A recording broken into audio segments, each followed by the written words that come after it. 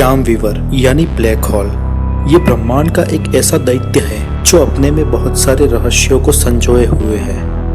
आइए आज उसके एक एक रहस्यों की पड़ताल करते हैं और ब्लैक होल के बारे में विस्तार से चर्चा करते हैं। ब्लैक होल के बारे में दुनिया के सामने सबसे पहले अपने विचार प्रकट करने वाले वैज्ञानिक थे प्रोफेसर जॉन मिशेल।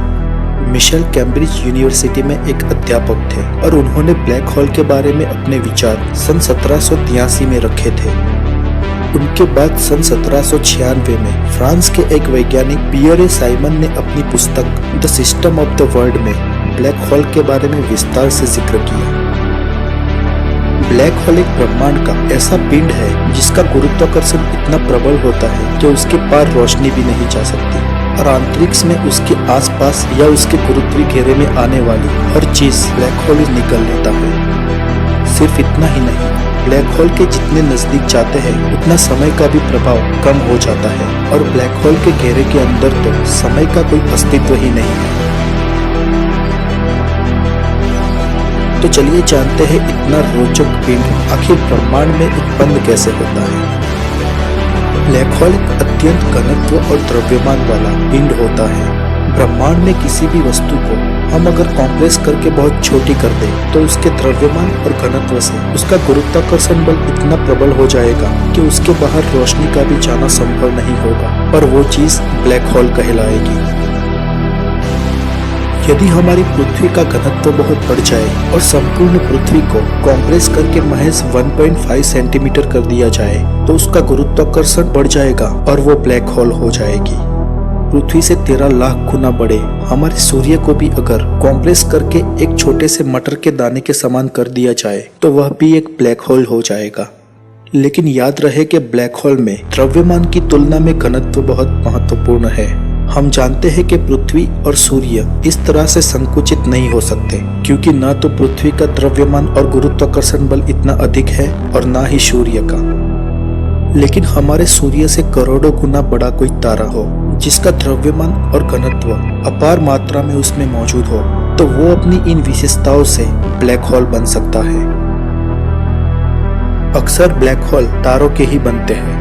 तो आइए ब्लैक होल के निर्माण को समझने से पहले हम तारों की रचना कैसे होती है ये समझते हैं।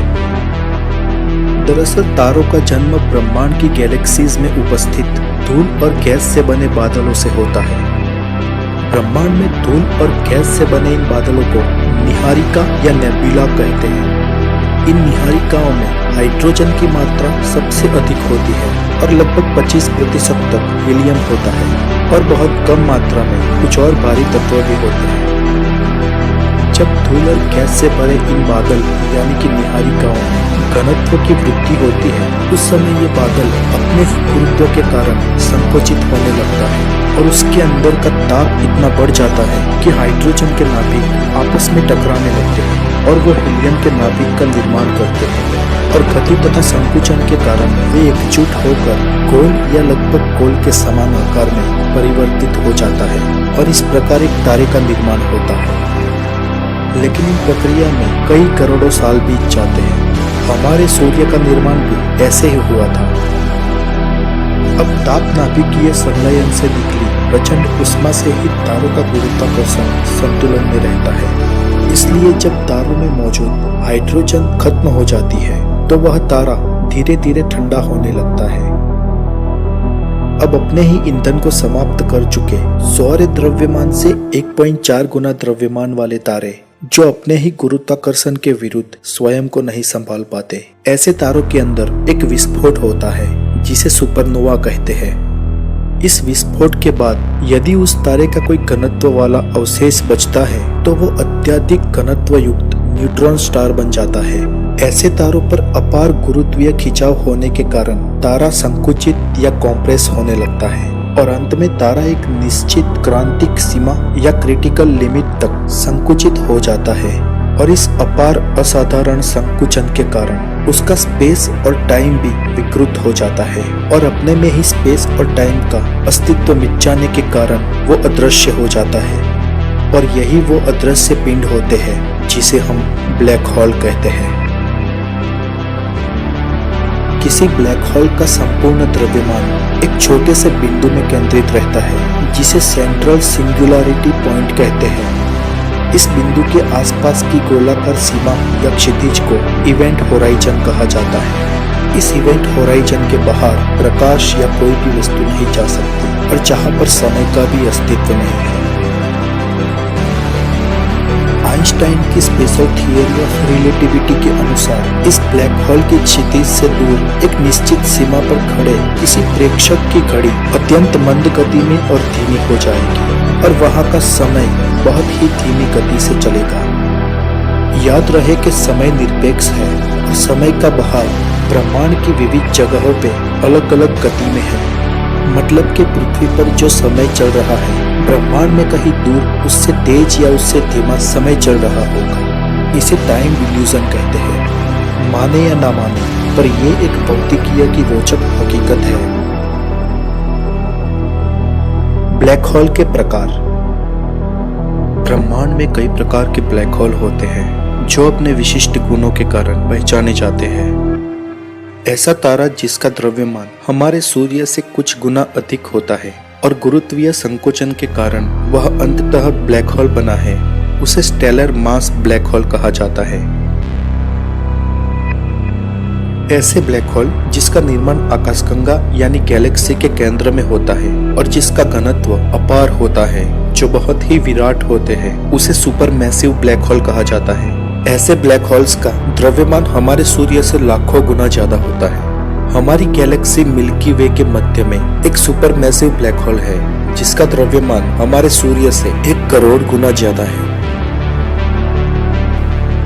कुछ ऐसे भी ब्लैक होल होते हैं जिनका द्रव्यमान हमारे सूर्य से कम होता है और जिनका निर्माण गुरुत्वीय संकोचन के कारण नहीं परंतु अपने केंद्र भाग के पदार्थ और ताप के संपीड़ित होने के कारण हुआ है। उसे प्रिमोर्डियल या स्मॉल ब्लैक होल्स भी कहा जाता है। इन लघु ब्लैक होल के बारे में वैज्ञानिकों का मानना है कि उनका निर्माण ब्रह्मांड की उत्पत्ति के साथ हुआ होगा। भौतिक वैज्ञानिक स्टीफन हॉकिंग्स के अनुसार हम ऐसे ब्लैक होल का अध्ययन कर ब्रह्मांड की प्रारंभिक अवस्था के बारे में बहुत कुछ जान सकते हैं। दोस्तों, हम में से कईयों के मन में ये प्रश्न उठता होगा कि ब्लैक होल प्रकाश को भी सोख लेते हैं और जिसके कारण वो ब्रह्मांड में अदृश्य मालूम होते हैं। तो आखिरकार वैज्ञानिक ब्लैक होल का पता कैसे लगाते हैं? मिशेल के अनुसार ब्लैक होल्स अदृश्य होने के बावजूद भी अपने आसपास निकटतम स्थित आकाशीय पिंडों पर अपना गुरुत्वीय प्रभाव डालते हैं। ऐसे में बीच में तो अंधेरा होता है लेकिन उसके आसपास की चीजें उस अंधेरे की तरफ खींच रही दिखाई देती है। कभी कभी तो ब्रह्मांड में 2 तारे या 2 ग्रह एक दूसरे की परिक्रमा करते मालूम होते हैं जिसके बीच में एक बहुत बड़ा काला धब्बा होता है। इस अवस्था में वहां पर ब्लैक होल होने की स्थिति मालूम होती है। कभी कभी तो ब्लैक होल किसी दृश्य तारामंडल या गैलेक्सी के पदार्थों को अपनी ओर खींचकर उसे निगलता हुआ दिखाई देता है।